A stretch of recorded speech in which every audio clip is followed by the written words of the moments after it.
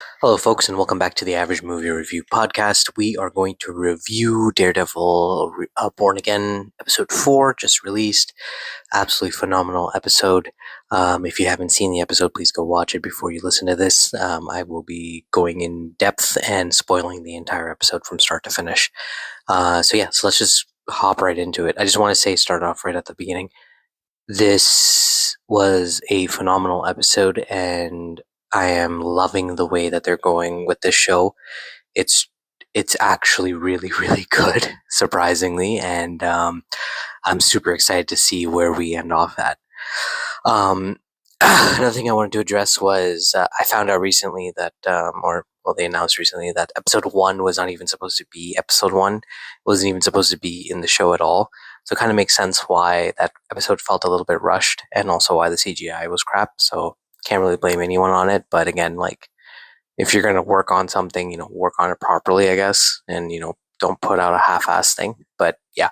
Anyway, back to episode four.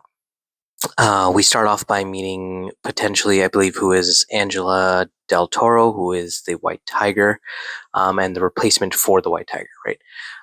She's younger. I don't think she'll be taking up the mantle anytime soon. Probably, maybe not now, but probably in a while, I assume. But yeah, we get an idea that okay, so the White Tiger isn't technically dead, and potential could be that they may continue that character, and further explore that character as well. Uh, Charlie does a wonderful job in that scene as well with the actress who plays Angela. I'm not sure who she is, but she does a really good job too. She really brings the emotion and everything. So kudos to them for a phenomenal job on how they handle that situation and how they did that scene. And then we also get introduced to Muse. For the first time, we get to see him. Very interesting. We don't really get much of it. We just kind of get a glimpse of him, and that's about it.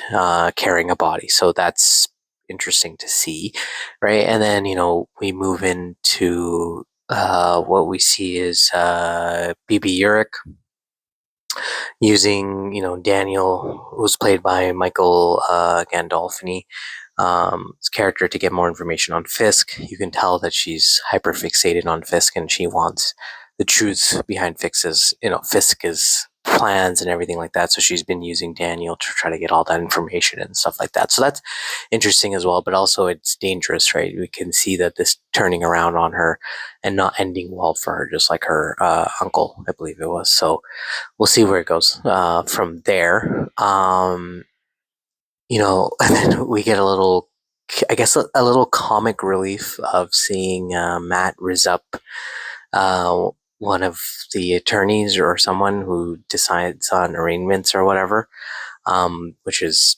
again, super hilarious. But also, like, my guy's got Riz. Like, he knows what he's doing. And Matt Pulls, clearly, he knows what he's doing. So, for a blind guy, he's pretty good at, talking to people. Um, well, and then also, we find out that she's Latvian, so obviously it's pushing the Doctor Doom agenda that we're, going to see in Avengers Doomsday. So that was pretty interesting as well. I think that was the first time they ever mentioned someone from Latvia, which is so random at the same time, but I guess they're just trying to ease us into that whole thing. Another cool little tidbit was a little scroll thing that the person who was in jail was saying, how it could have been a scroll. That was pretty funny as well. I guess it's well known to the general public now what the scroll were doing, so that's pretty sick, I guess. Also, I don't know, maybe was that the first time they talked about Latvia in a TV show, or was it mentioned in Secret Invasion as well? I feel like it was. Maybe I'm wrong. Okay, I'm so sorry. I got sidetracked there. What else? We get to see Fisk be a mayor, which is hilarious. I think the funniest thing, him sitting through those children while they were singing to him, you could tell he was going to bash every single one of them in the head. And then when they were like, "Oh, we're going to do one more," he's like, "Nope, it's good. I'm great. I am humbled. Thank you so much," and walks out. Right, only to go to another party, or to the Latvian Independence Day celebration, and then to see them to sing the same song again, and him absolutely losing his mind again. More Latvian, interesting. Um, But what I really want to talk about, I guess, the highlight of this entire episode is quite possibly the relationship between Matt and Frank. And again, Charlie Cox and John Bernthal deliver on the highest level possible. Um, the emotion that Charlie shows on his face and the way he handles the situation and everything is just incredible, and you feel it through the television, right? Whereas John just like comes in and feeds into it and makes it even better than what it is, right? So kudos to the both of them for giving us a quality level scene, like high level quality scene between the Punisher and Daredevil, because this is exactly what we kind of needed, I think. And it's these type of conversations that make Daredevil Daredevil, in my opinion, and I absolutely love it. And you can see that both of them are kind of struggling to be who they are. Well, I guess Frank knows who he is, but I guess he's been hiding for some reason. I haven't seen season 2 yet, so I'm not 100% sure. But he's been in hiding, and it hasn't been working out for him. But like, this is where Matt kind of realizes that, like, I think his realization comes in that like the Daredevil needs to return, right? Because of what happened to Hector and how it kind of resemblance of what happened to Foggy. He realizes that he could do more good maybe as a Daredevil than he is doing as Matt, and the system is unfortunately too corrupt. So kudos to both of them for delivering quite an amazing, amazing, amazing scene between the both of them, and it was just absolutely amazing.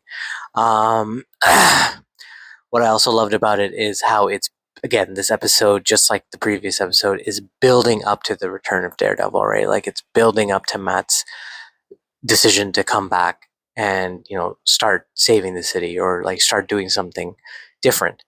And also we get to see Fisk back in his natural state, right? He said the line, when I was a boy.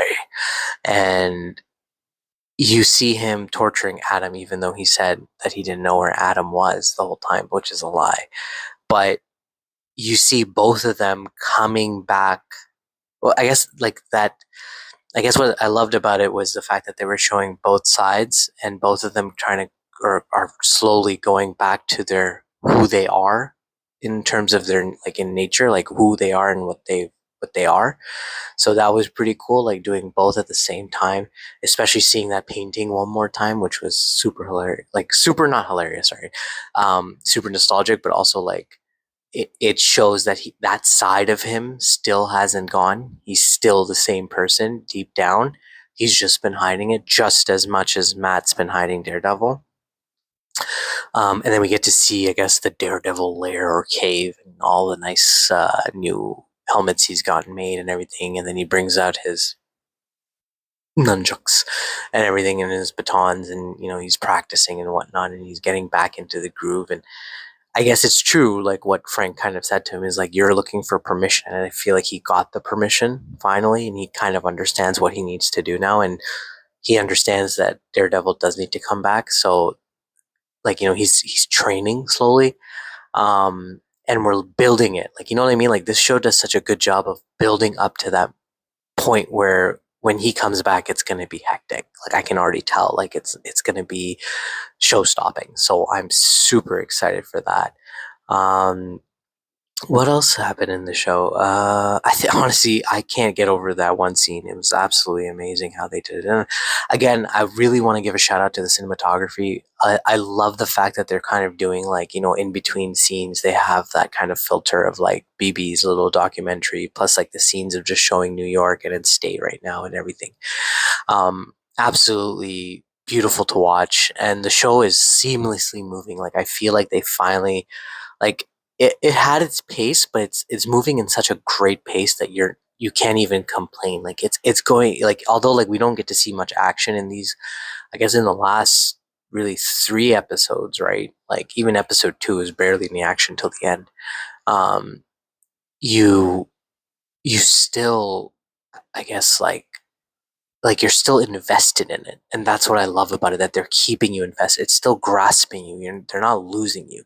Like, these little moments, I think this is the perfect way how show people that like you don't need action to grasp the audience attention, or like you don't need flashy tricks. All you need is really good acting and really good writing. And that one scene alone, just between Frank and Matt, like, you know, like I keep bringing it up, but that one scene alone is enough for you to watch that episode and go, holy crap, like was an amazing episode. Like you don't think twice about it. So kudos to them again for that. And I'm super excited to see what the next episode brings. Um, on top of that, at the end of the episode, we get another thing about Muse and how he's, what he's doing, and clearly he's taking the blood of his victims for some reason. So I'm excited to see him and see what he brings to the table. But yeah, let me know how you guys felt about the episode. I thought it was a great episode, and I'll catch you on the next one. Have a good day, guys.